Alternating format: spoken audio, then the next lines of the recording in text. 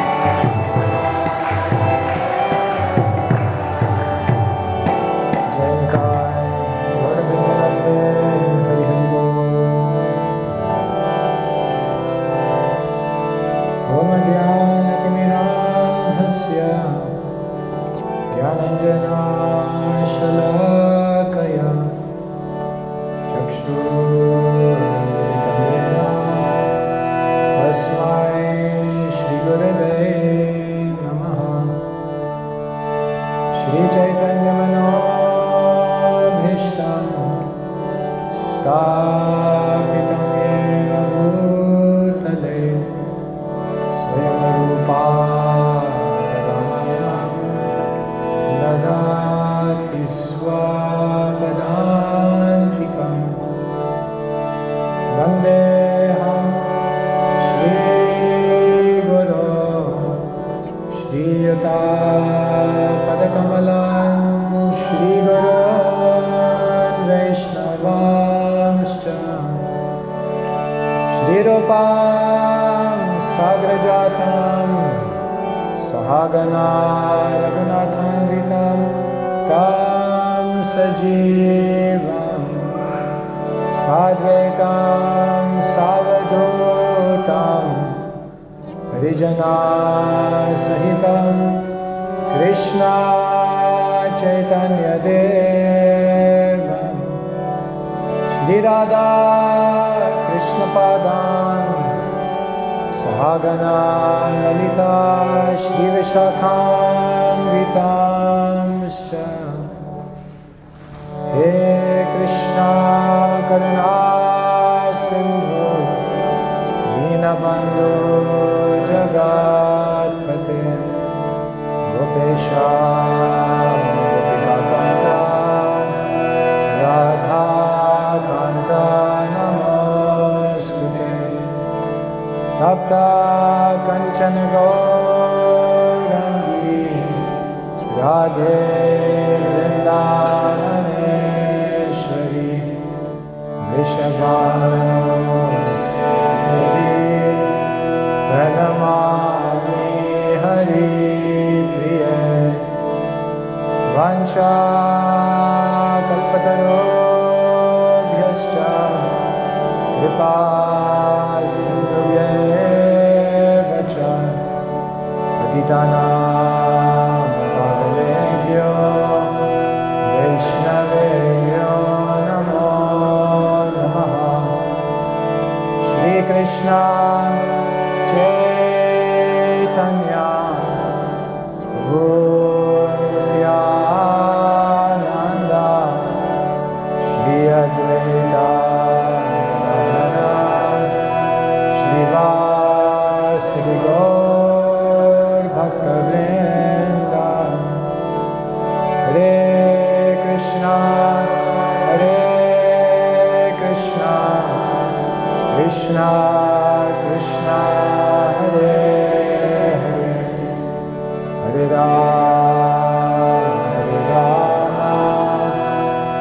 Rama Rama Rama Hare Hare Grotharaj Bhagavatam ki jai. Om Namo Bhagavate Vasudevaya.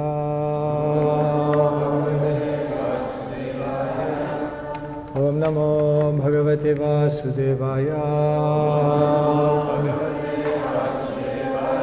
Om Namo Bhagavate Vasudevaya.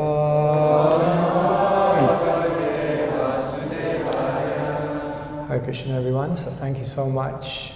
It's been an honor to be here with you in these last few days. Heading back to London today. Don't know when I'll see you all again, but maybe before the end of the class I'll share with you my final reflections from these few days. But wanted to thank all of the devotees and all of the speakers as well. It's been amazing to hear the morning classes, of course. We started with His Grace Buddha Bhavana Prabhu, who reminded us about the science of grace. Thank you for the reminder. And the power of Shastra he was mentioning actually. It was very, very beautiful. Actually, I don't know if Buddha Bhavana Prabhu remembers, but we were driving together about 20 years ago. And he remembers. That's all I needed to say.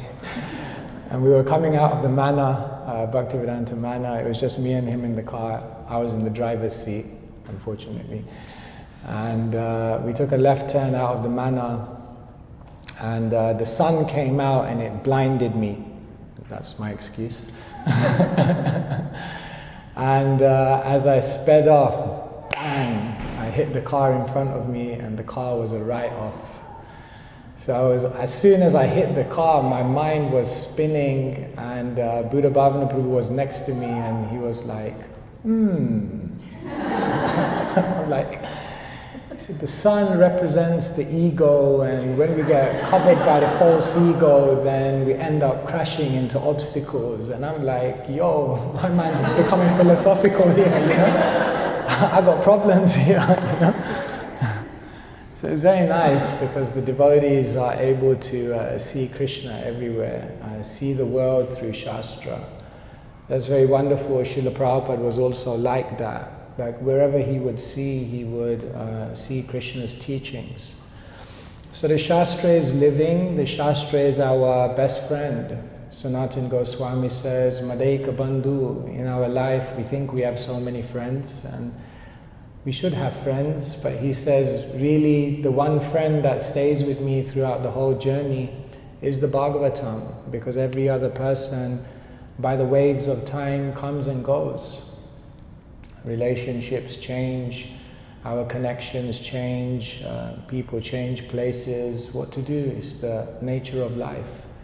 But if you make the Bhagavatam your best friend, then the Bhagavatam will always remain with you.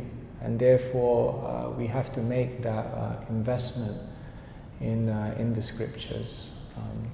So we shouldn't think of reading Bhagavatam as just a duty or just some part of the program that we have to follow. It's actually the greatest opportunity.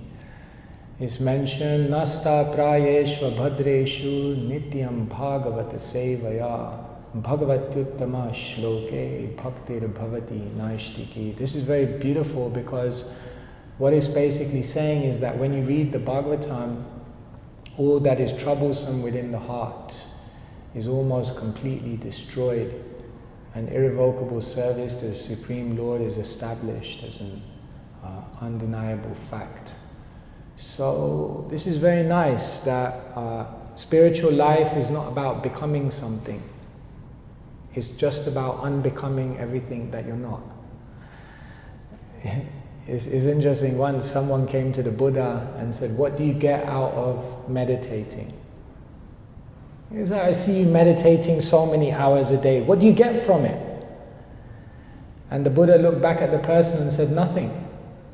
The person was like, but you're sitting here for hours meditating.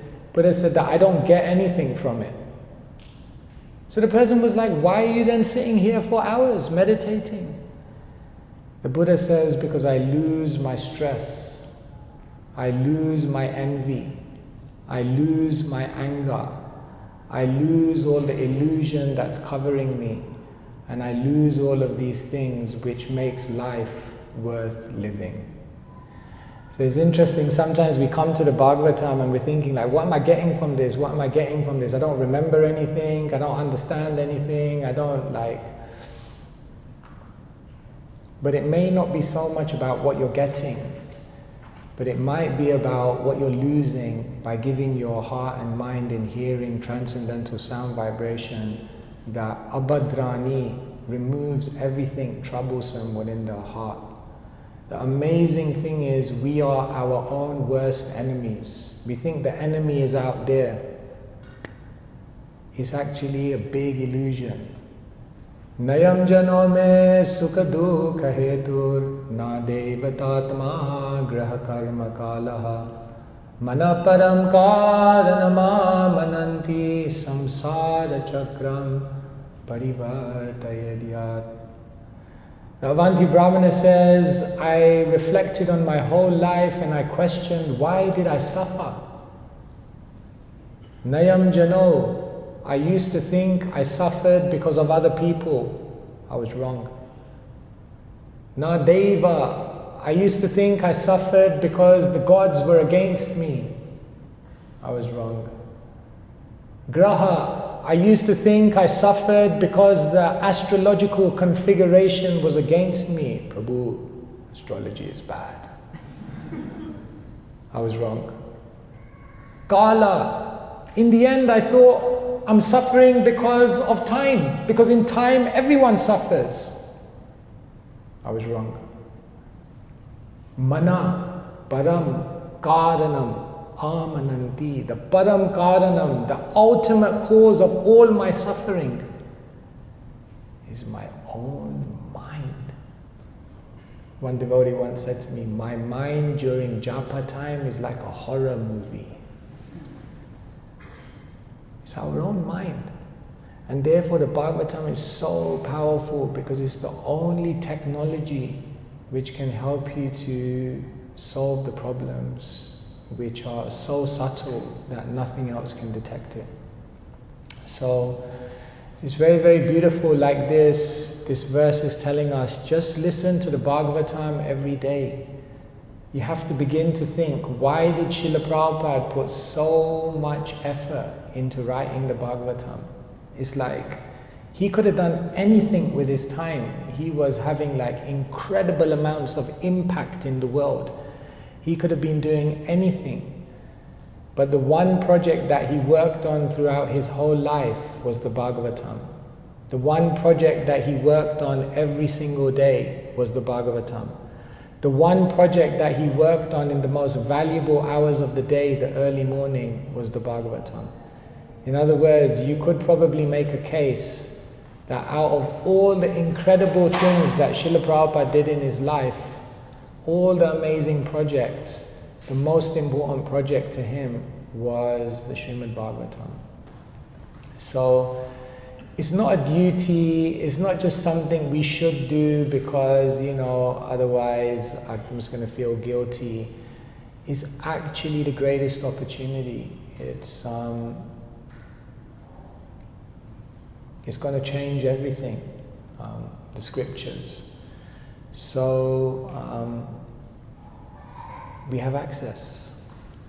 In big books, in small books, in one volume, online, on the internet, on the device, on the Kindle, everywhere. It's available, the Bhagavatam. That's amazing. So today let's read from the Bhagavatam. So we're reading from the first canto, 13th chapter, Dhritarashtra quits home. Today we're reading from text number 10, which is a very, very famous verse. So today what I thought we could discuss is Vidura and Dhritarashtra. The Bhagavatam teaches in many different ways, but one of the most beautiful ways the Bhagavatam teaches is by placing individuals together who are like the polar opposites. This is called juxtaposing. For example, when you go to a jewelry shop and there's a ring in the box, then it's always set in velvet, isn't it? Like a velvet background. And what color is the background? It's usually a dark color, isn't it? Like black or dark blue or dark maroon. Because the idea is that when there is contrast, then the brilliance of something comes out even more. So the Bhagavatam, one way it teaches is by contrasting. It will put two individuals together who are close biologically, who are close physically, but who are actually miles apart in consciousness. Therefore, for example, in the Bhagavatam you have Prahlad and Hiranyakashipu. I mean, they're not very far from each other, father and son. Like father, not like son. Completely different, although very close. For example, in the fourth canto of the Bhagavatam, you have Suniti and Suruchi. Sisters, very close. Not sisters, co-wives, very close. But completely different. In the 10th canto of the Bhagavatam, for example, you have the Brahmanas, and then you have their wives. Very close, same situation, same place, but very, very different. And Vidura and Dhritarashtra are also very, very close, brothers. in the same family, in the same palace, in the same upbringing, went practically through the same things, but incredibly different. And so there's much to learn by this contrast that the Bhagavatam gives us. So today we're reading from the 10th verse. So yes, please repeat after me. Bhavad-vida Bhagavatas Tirtha-bhuta Svayam Vibho Tirti Kurvanti Tirthani Svantastena Gadabrita Bhavad-vida Bhagavata Tirtha-bhuta Svayam Vibho Tirti Kurvanti Tirthani Svantastena Gadabrita Bhavad-vida Bhagavata Tirtha-bhuta Svayam Vibho Tirti Kurvanti Tirthani Svantastena Gadabrita. If anyone wants to repeat a few times. Bhavad-vida Bhagavatas Tirtha-bhuta Svayam Vibho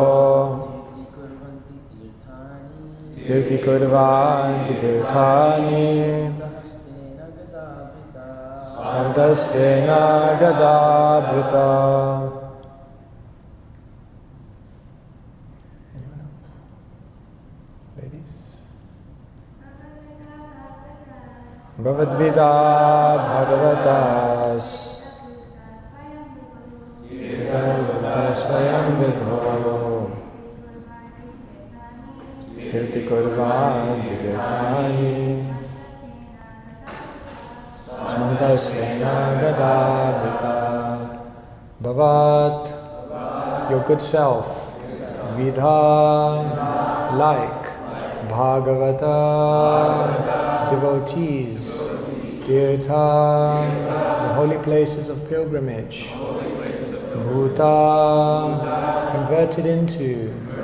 Svayam, personally. Vibho, O powerful one. Tirti Kurvanti, make into a holy place of pilgrimage. Tirthani, the holy places. Svantastena, having been situated in the heart. Gadabrita, the personality of Godhead. Translation and purport by His Divine Grace, Shlesi Bhakti Vedanta Swami Srila Prabhupada Ki.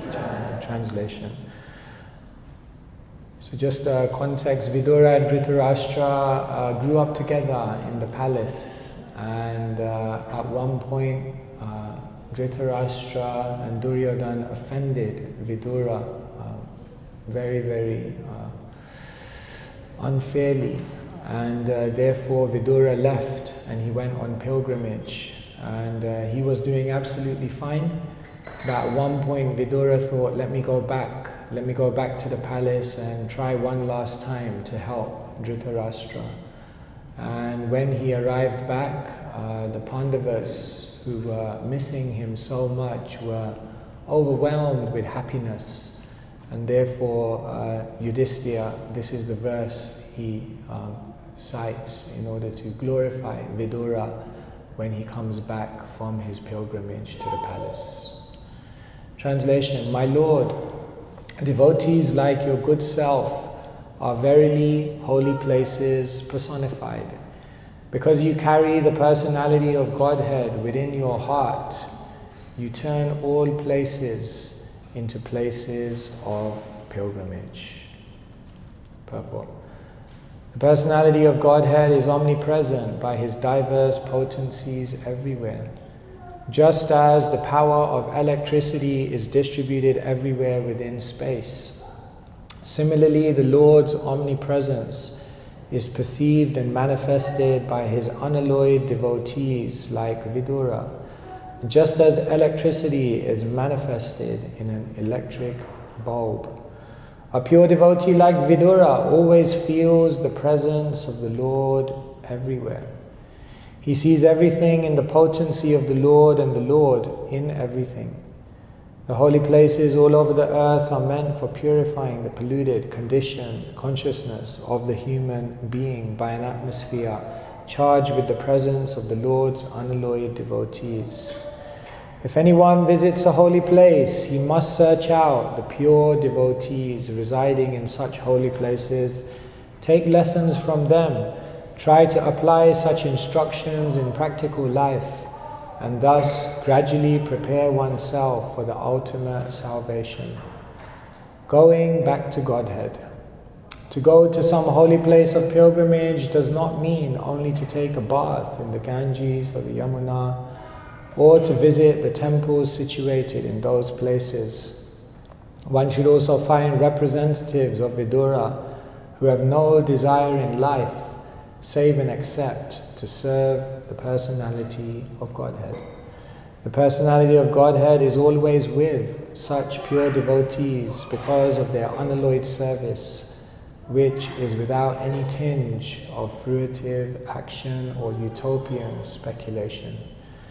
They are in the actual service of the Lord, specifically by the process of hearing and chanting. The pure devotees hear from the authorities and chant, sing, and write of the glories of the Lord. Mahamuni Vyasadeva heard from Narada, and then he chanted in writing. Sukadeva Goswami studied from his father, and he described it to Parikshit. That is the way of Srimad Bhagavatam. So by their actions, the pure devotees of the Lord can render any place into a place of pilgrimage, and the holy places are worth the name only on their account. Such pure devotees are able to rectify the polluted atmosphere of any place.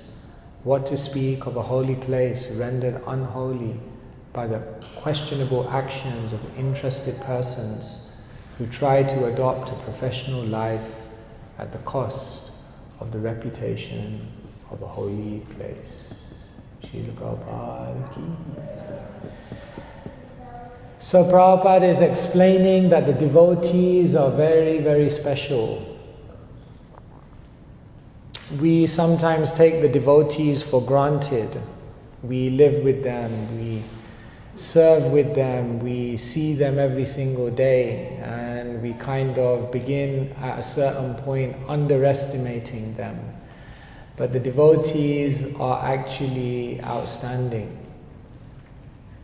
Dhananjaya Prabhu is a disciple of Srila Prabhupada, and at his initiation he obviously received the name Dhananjaya. So we have a Dhananjaya here also. Dhana means wealth, and Jaya means victory or winner. So his name literally means the winner of wealth. Now when you get that name from a spiritual master who's trying to spread Krishna consciousness all over the world and needs a lot of funds, it could become a bit high pressure. So Prabhupada gave him the name Dhananjaya. So in his life he was always thinking, my God, I got to make a lot of money for Krishna. After all, Prabhupada gave me that name. The name that your spiritual master gives you is not by chance. There's some meaning to it. So one day he was reading the Bhagavatam, and in the Bhagavatam he heard that in the universe there is a mountain of gold. And so one day he went to Prabhupada and he said, Prabhupada, can I ask you a question? Prabhupada said, yes. He said, Prabhupada, I heard in the Bhagavatam there is a mountain of gold. Yes. Prabhupada, do you know where it is? Yes. Prabhupada, can you tell me where it is? Yes. So Prabhupada, can you tell me? And Prabhupada looked at him and said, why do you want to know? He said, because I want to go there and I'll just take a little bit and I'll bring it back, and with that gold we can spread Krishna consciousness all over the world. I'll just bring back 30 kilograms, it will be enough. Prabhupada looked at him and said, bring back 30 devotees. Devotees are more valuable than gold. Devotees are more valuable than gold. Krishna bhakti janma mula hoya sadhu sang. Krishna prema janma teho puna mukhya ang. That the opportunity to associate with devotees is the root cause of the awakening of devotion. And so here Vidura is being glorified. He's saying you are a walking place of pilgrimage. Wherever you go, anyone who comes in your vicinity, they're purified because you carry the Supreme Lord in your heart. Krishna se tomar, Krishna dite paro, tomara shakati ache. Krishna is yours, you have Krishna. Therefore you can give me Krishna. Ekaki amar, nahi payabal. Alone, by myself, no strength. But with the devotees, everything possible. So Vidura is a great saint. Vidura is a devotee of the highest quality. And the Bhagavatam juxtaposes Vidura with Dhritarashtra to give the contrast. Are we going to be of Vidura's mentality, or are we going to be of Dhritarashtra's mentality? That is the question on the table. We know that they were born. They were all born because Chitrangada and Vichitravirya both died without any children. And therefore the wives had to be impregnated in order for the generation to continue. And the third brother was Bhishma Dev. And Bhishma Dev had said, well, no can do, well, brahmachari. So Bhishma Dev had taken a vow of perpetual celibacy, and therefore he could not impregnate them, and therefore the wives were told that Vyasadeva will come. You don't need to worry, Vyasadeva is completely transcendental, he's above all material passion, so don't worry, he will come and impregnate, and you will have very, very illustrious offspring. So the first wife came, Ambika, and when Vyasadeva appeared, she became so scared that she closed her eyes at the time of conception, and therefore Dhritarashtra was born. The oldest, very, very powerful, but blind. The second co-wife realized, I gotta keep my eyes open when Vyasadeva comes, like just whatever you do, don't close your eyes. So when Vyasadeva came, she didn't close her eyes, but she was looking at Vyasadeva and he was incredibly scary. And therefore she managed to keep her eyes open, but she was shaking like anything. And therefore she had a son, Pandu, who was fine, but he was born pale, sick, very sickly, because she was shaking. And then it said that they said, okay, try once more. And Ambika and Ambalika were like, no, we're okay. Send the maidservant. So the maidservant came, and she was incredibly spiritually advanced. She understood the spiritual status of Vyasadeva, and therefore she was completely fine. And therefore from her Vidura came. So we know this story. This is how they were all born. Therefore, Dhritarashtra and Vidura were practically together their whole life. And Vidura throughout life was trying to give Dhritarashtra good instruction. But there was one basic, the first basic contrast in their personality was that Dhritarashtra was always in victim mentality, whereas Vidura was always in gratitude mentality. This is the most simple contrast, and this is the most simple difference between both of them. But this one thing changed everything in terms of how they looked at life. Dhritarashtra could have seen, I am blind, but I have the kingdom. But rather, he was seeing, I have the kingdom, but I'm blind. In other words, what comes to prominence in your consciousness? What do you allow to dominate? What do you allow in your life to have the final word? That will determine your experience of life. Either you can see everything you have, or you can see everything you don't have. And Vidura could have also been in victim mentality. I'm healthy, I'm wise, I practically have all the qualifications to be a king, but just because I was born from a maidservant, I'm blocked. But Vidura never complained about that. Vidura never had any issue with that. Vidura understood in this life, some people get some things, and some people get other things, and it's just good to be appreciative for what you have. And so Vidura was never in that victim mentality. But Dhritarashtra, his whole life got spoiled because all he was seeing is what we don't have. And I think when we're young, this is like a major thing. We're always looking around at everyone else and comparing, competing, seeing everything that others have that I don't have. And in the process, we forget to realize how many gifts we've been given. Did you know that someone out there is probably praying to have all the opportunities that you have at your fingertips? Did you know that someone out there is working hard to overcome things in themselves that you've already overcome? Did you know that people out there would do anything to have the opportunities that you have?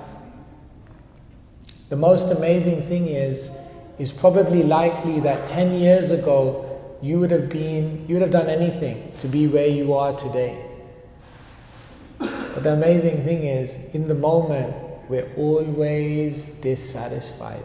We're always feeling ourselves to be the loser. We're always feeling ourselves to be unjustly treated by divinity and providence. And therefore, the very, very basic problem that Dhritarashtra had was that he was in victim mentality.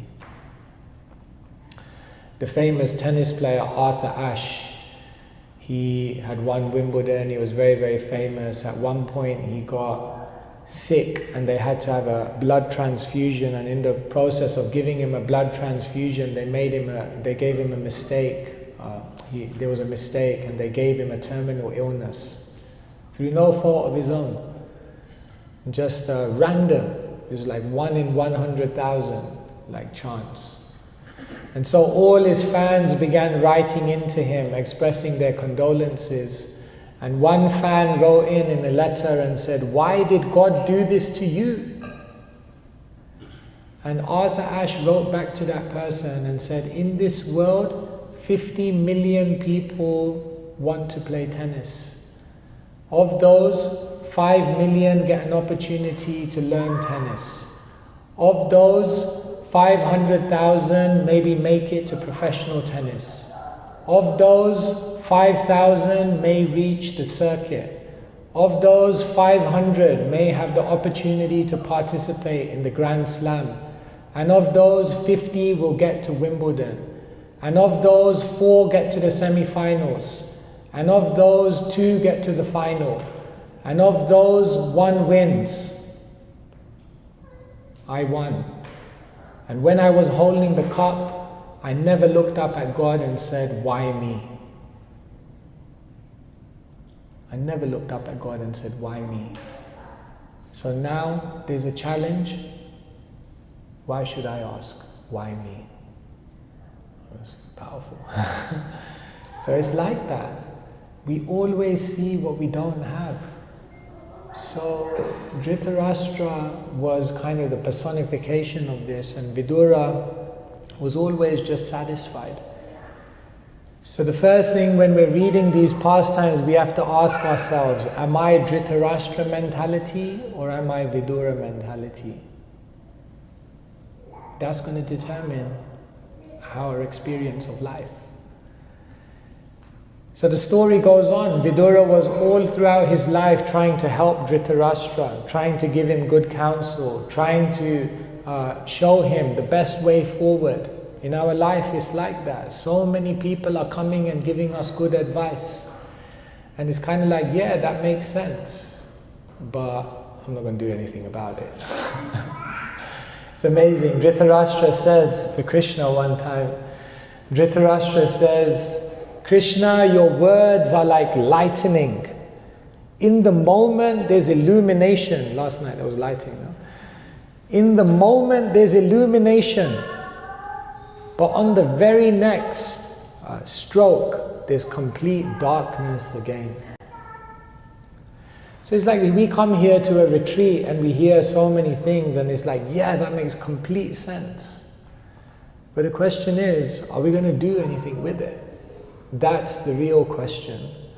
Are we going to show up the day after the retreat to continue doing what we know is most valuable? And that is the question. So Dhritarashtra heard so many good things. So many people came to him, but never changed. And Vidura was one of those. But Vidura was tireless. It's amazing. The devotees keep coming to us saying the same thing again and again and again. And no matter how many times we deny them, no matter how many times we ignore them, no matter how many times we're kind of like, yeah, sounds good, but I'm not going to do anything. They keep coming back. It's amazing. The devotees are so kind on us.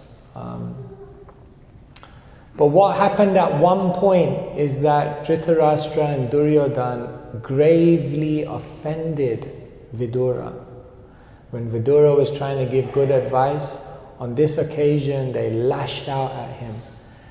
And when they did that, Vidura realized, this is Krishna's sign. I need to get out of here. I need to leave. I have something else I'm meant to do in my life at this time, because now Krishna has closed this chapter for me of living in the palace. And the amazing thing is, when that happened and Vidura had to make that change, he was just so flexible. He was just so fearless. He was just ready that now Krishna has closed one door, no problem. Let me see that Krishna is telling me to look in another direction where 3 doors are opening up. And therefore, Vidura just went to the palace door, left his weapons there, and just walked into the forest and said, so be it. Then I'll walk away. Flexible and fearless.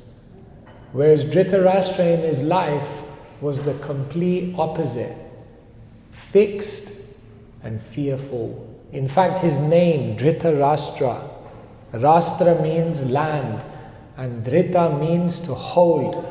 So his name literally means one who's holding on to their land assiduously.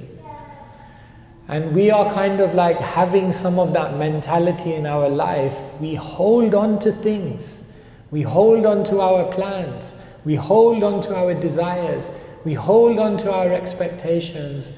And even when Krishna clearly shows us that this is not what you're meant to be doing, we still keep trying to break through, instead of just saying, okay, accept it. Krishna wants me to do something else. Be flexible, move in another direction. This is one way in which you can see someone has spiritual advancement. You see, like for example, if someone is physically fit, one of the signs is that you're very flexible. So similarly, when you're mentally fit, when you're spiritually fit, then you're actually very flexible in consciousness. No problem. Krishna is always changing his plans, so I can move with him, no problem. So we cause ourselves so much frustration by fighting with our destiny. But rather, we can see that whatever is coming from Krishna, who's the supreme controller and the supreme friend. So it must be for my good. Let me see that this is an opportunity to enter into better, bigger, better and more beautiful things. And so again, this kind of contrast is there. Are we going to be fixed and fearful? See, when you're attached, then necessarily you will be fearful, because you're expecting everything to be in a certain way, and then you're very, very fearful if something goes in another direction. But the moment you're flexible, you're completely fearless, because you know, whatever happens, whatever direction it goes, Krishna is always there, no problem. So again, we have to ask ourselves the question, am I Vidura, flexible and fearless, or am I Dhritarashtra, fixed and fearful? So Vidura left, the story goes on, and he went to many, many holy places. And after going to many, many holy places, eventually in his mind he thought, but my brother Dhritarashtra, even though I gave him so much good advice, even though I tried to help him, even though he ignored me, even though at one point he offended me, still I should try to serve him. And therefore Vidura had that thought, and therefore Vidura went back to the palace. This is also incredible. No grudges, no bitterness, no sense of enmity or animosity towards anyone. It doesn't matter what anyone's done to me. Let me forgive them. People in the world today just can't forgive anymore. People hold on to their bitterness so strongly that it burns them up. This was Dhritarashtra. Dhritarashtra wasn't just holding on to his land. He wasn't just holding on to his desires, but he was holding on to all the negativity that he had against the Pandavas. Vishwanath Chakravarti Thakur explains that even in the end, when Dhritarashtra left and he attained perfection, the Bhagavatam says, Vishwanath Chakravarti Thakur clarifies and he says, although he attained perfection, he never attained pure love for Krishna, because in his heart there was still some animosity towards the Pandavas. And if your heart still has some anger, some bitterness towards someone, then that space of your heart is now hijacked, and therefore pure love cannot take place there. And so again, we're having another contrast here. Are we going to be forgiving like Vidura, or are we going to be full of grudges like Dhritarashtra? So like this, we could go deeper and deeper into the pastime. Time is going. But like this, if you begin to look at these stories, then you see that, my God, this is my life. At every moment I have this opportunity. Am I going to be in victim mentality, or am I going to be grateful? Am I going to be fixed and fearful, or am I going to be flexible, detached and fearless? Am I going to be in a mood of holding grudges against people, or am I going to be in a mood of forgiving and letting things go and freeing up space in my heart so that I can see the beauty of life? So the Bhagavatam is very, very beautiful, because the Bhagavatam is basically telling us the human condition. Shastra can be seen on 3 levels, Madhvacharya tells us. There's the literal, the ethical, and the metaphorical. Shastra is literal. These are events that took place. But Shastra is also ethical. In every single pastime there are lessons to learn. But Shastra is not just literal and ethical, Shastra is actually metaphorical. So it's actually depicting the human condition.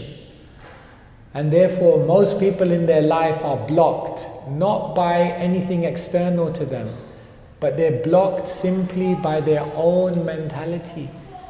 Therefore, Naskaprayeshva bhadreshu nityam bhagavat sevaya bhagavatyuttama shloke bhaktir bhavati naishtiki.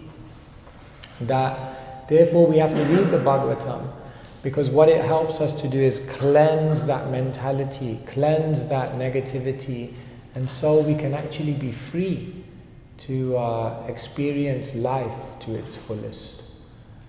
So please think about these points. Please think about everything that you've learned here on this retreat. You all paid money to come here. You all spent your time and money to come here. So how do you know you got your money's worth? I tell people one dimension of a retreat is that it's recreational. And if you came here and you got a break and you got some time away and you had good prasad, which definitely you did, then you got 25% of your money back, because it was recreational, it was good. Everyone needs a break now and again. But more than that, a retreat is educational. You're supposed to learn something. Supposed to learn something that you can take away. And not just something that you take away, but something that you do something with. And if you go back with some education, then you got 50% of your money back. But the third dimension is a retreat is about inspiration. It's about coming here and realizing I have a great opportunity in my life. I hate speaking like this because it's like, now I'm old, but you guys are young. It's amazing. You're young. And you have your whole life ahead of you. You have amazing things that you can do. You have the chance to make decisions. You have the chance to mold your life like how you want to mold it. You'd be amazed, like we share Krishna consciousness and we come across people who are 40, 50 and then they get convinced about Krishna consciousness and they're like, where were you 30 years ago? Now I've made all my decisions, now I'm in this life and it's so hard to be spiritual. The amazing thing is, you can make an amazing life for yourself. And it's such an adventure. And therefore, when we go away from the retreat with that inspiration, then you got 75% of your money back. So what's the last 25% of your money back? That is, yes, a retreat is recreational. Yes, a retreat is educational. Yes, a retreat is inspirational. But ultimately, this retreat is meant to be transformational. You're actually meant to go back a different person. One time we were doing reflections at the end of the retreat, so one devotee came forward and he said, I've really changed in this retreat. So everyone was waiting. He said, I put on 10 kilograms. It's okay, that's good. Was there any deeper transformation than that? So we have to change. You see, what separates a religion from spirituality?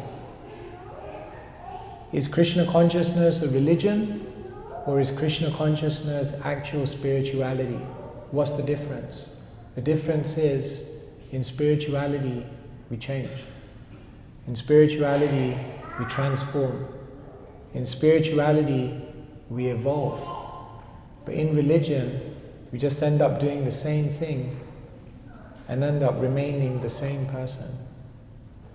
And so, I'm preaching to myself here as well. I'm not speaking to you from a platform. Like, all of us have to do this.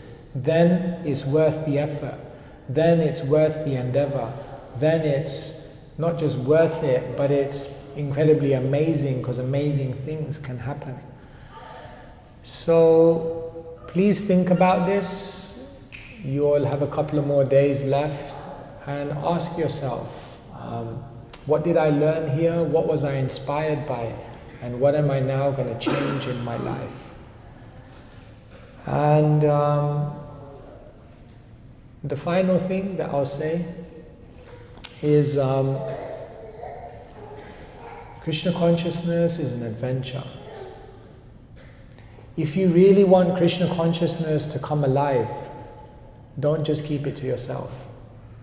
If you really want to experience Krishna live in your life, go out in a spirit of compassion and try and make the world a better place. We now call this a youth group. The amazing thing is, in the 1970s, this wasn't a youth group. This was ISKCON. This is it. This is ISKCON. It's on your shoulders. It's on my shoulders. Let's do it together. Make ISKCON great again. I heard there's a movement like that in your country. Mega.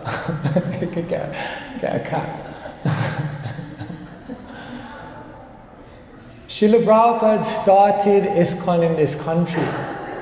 Actually, when Prabhupada talked about America, he was crying sometimes. When Prabhupada talked about America, he was sometimes reduced to tears because he said, this country accepted me. And from this country and the American people, we spread Krishna consciousness throughout the whole world. Trust me, it's hard for a Londoner to say things like this. But you guys are in an incredibly important place. They say America sneezes and the world catches the cold. We have to make the Hare Krishna movement what it can and should be. And I have no shadow of a doubt, there's no doubt in my mind that you have the talent. You have the relationships, you have the infrastructure, you have the support. Everything is there. You just have to now want to do it. So when I joined the Hare Krishna movement, I was kind of umming and ahhing whether I should do it. And then at one point, 30 devotees cornered me in a room, literally 30. And they were telling me, join, join, join. I was like, this really is a cult. Anyway, in my mind I was thinking, clearly they've spotted something in me. Clearly they have recognized. What can I say? I knew it all along, but I was just trying to be humble. What can I say? Facts are facts. Anyway, everyone left the room and one devotee stayed back and he said, sit down. I sat down and he looked at me and he said, this movement is going to spread across the world whether you join it or not. And then he looked at me and he said, but do you want to be part of the magic? I was like, sign me up. I want to be part of it. Adyapi hashay lila kahagora roi kona kona bhagyavan deki pada poi.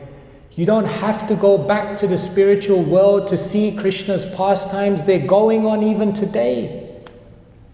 Sri Chaitanya Mahaprabhu's pastimes are going on even today.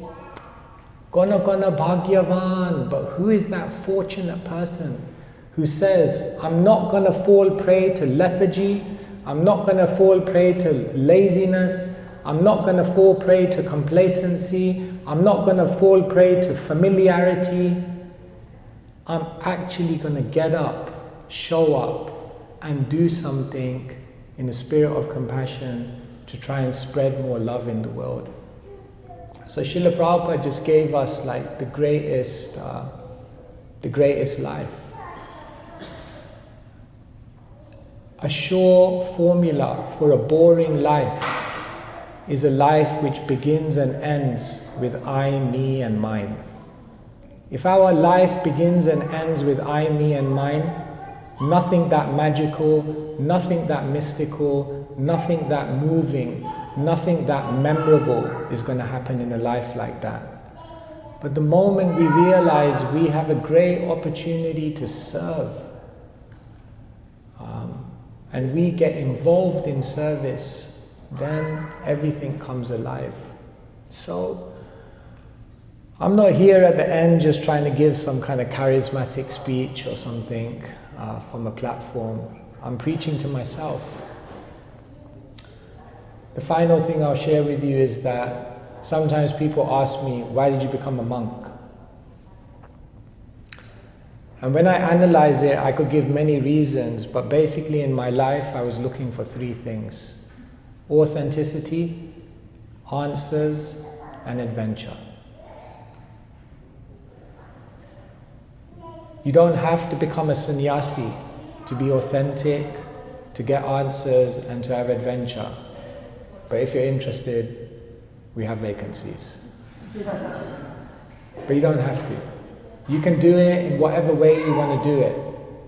If you can wake up in your life, if I can wake up in my life in the morning and say, I'm living an authentic life. I'm not just living the life that the world told me to live.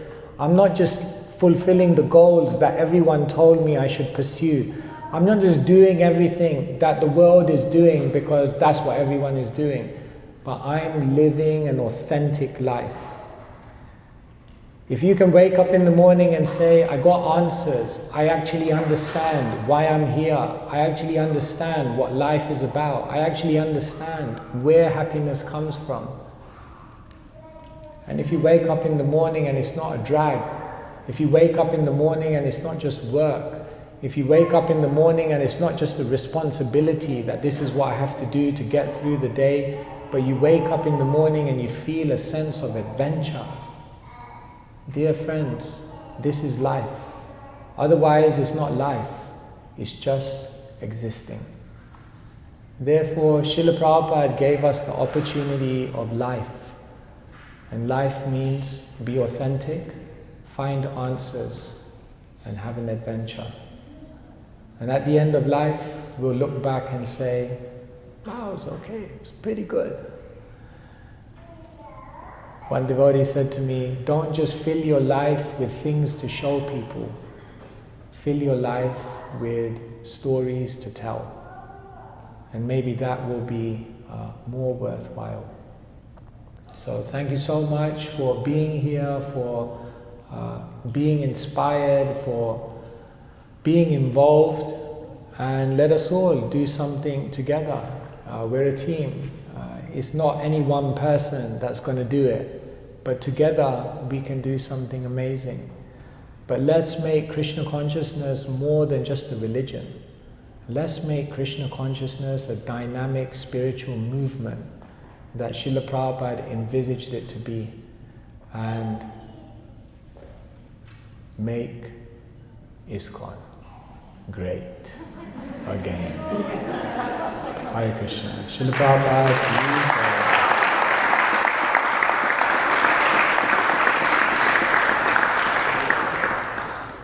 Alrighty, you can start the political rally now. Yeah, sure, if there's questions.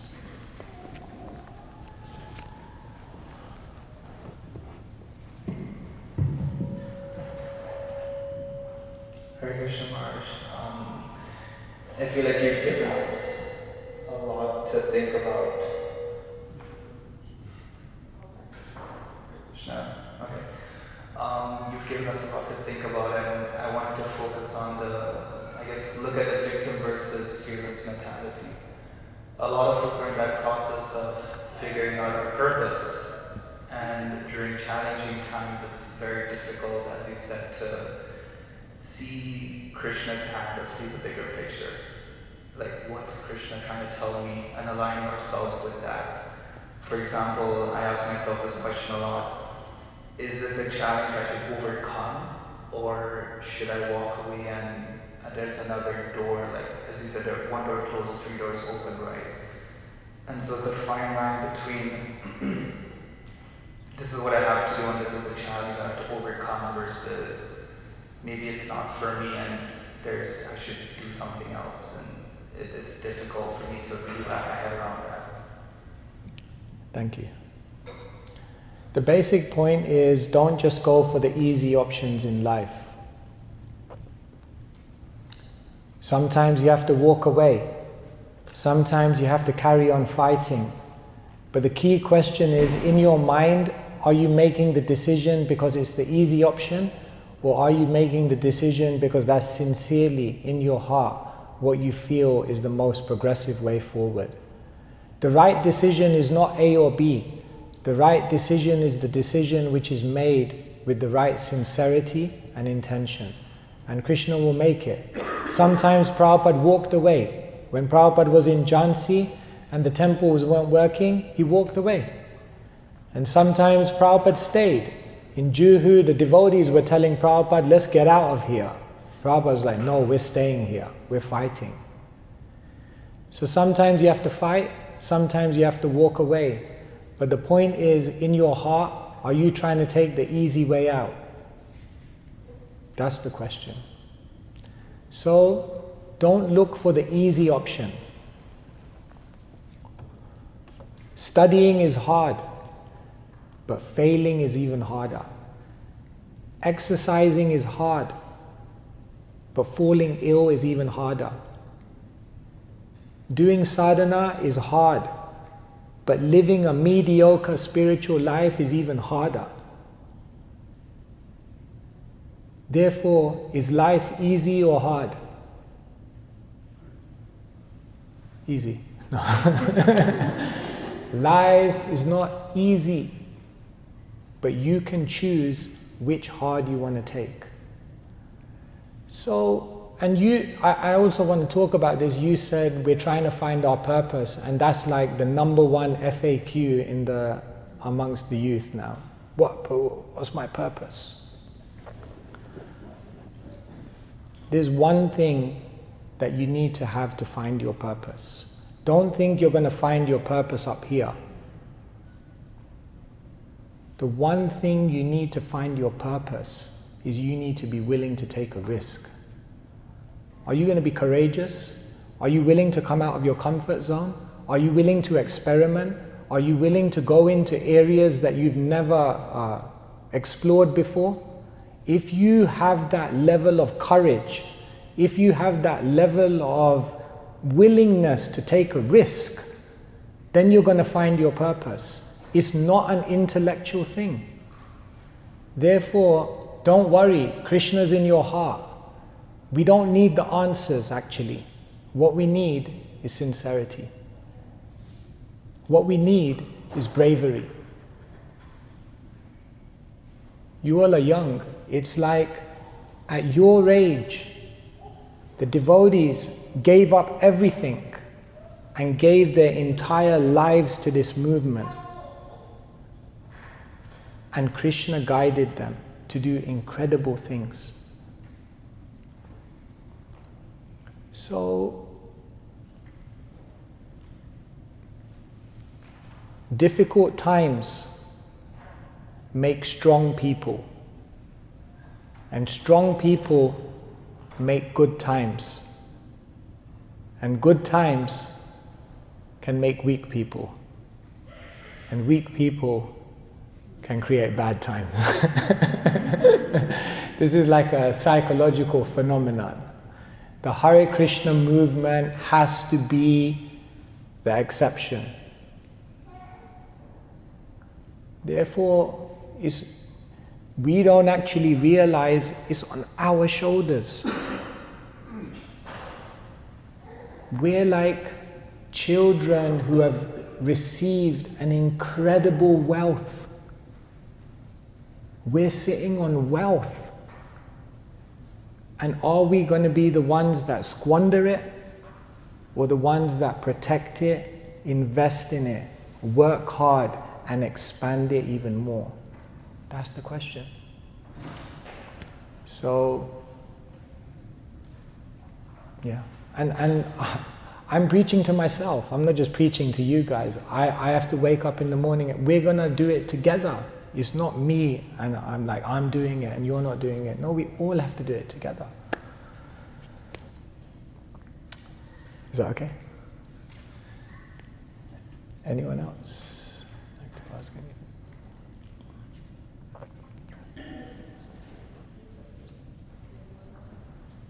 I think here.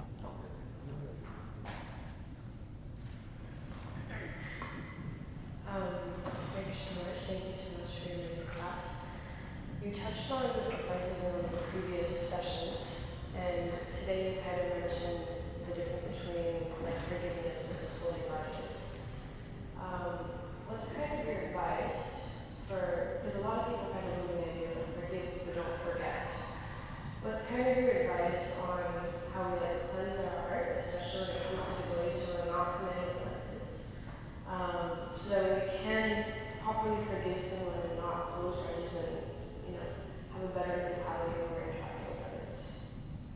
Basically, how can we forgive others? How do we forgive them? Yeah. How do we properly forgive them in the most tasty way? First thing is that people are just the messengers of our karma. Remember, Nayam Jano Me Sukhaduka Hetur. Other people are not the cause of your suffering. They're just the messengers. And the moment you think that other people are the cause of my suffering, then you've absolved yourself of the responsibility. You're in Maya. Simple as that. Now that may sound heavy, but that's the reality. That doesn't mean that we're not practical. That doesn't mean that we don't assertively respond to people who are sometimes showing us negativity. That should all be done. We should keep a safe distance, but we have to understand deeply, I needed to go through this experience, and that's hard. But that's what a devotee understands. And then where's the question of forgiving? There's no question of forgiving. I had to go through it. So, and the only way ultimately to become forgiving is you need to have love for Krishna. Because when you have bhav, Kshantiravyartha kalatvam viraktir manashunyata ashabandha samutkantha namagane sadaruchi. Rupa Goswami is explaining when you have bhav, there are certain characteristics. And the very first one is forgiveness. Because when you realize, my God, there's something so much greater, why are you going to let this little thing hijack your consciousness? It makes no sense. We're here today, gone tomorrow, and we take it all so seriously. And then one day, are all these things even going to matter in the final breath when you're on your deathbed? We take it all so seriously. So Rupa Goswami says, Kshanti, when you have bhav, a bigger vision, you can immediately forgive, because you know, what is all this? It's all just phantasmagoria. All right. I think there's more hands, but we have to wrap up here. We have to wrap. We have a question and answer session later on, so we can do it there. Thank you so much, everyone. Wishing you a wonderful day. Srila Prabhupada ki jai.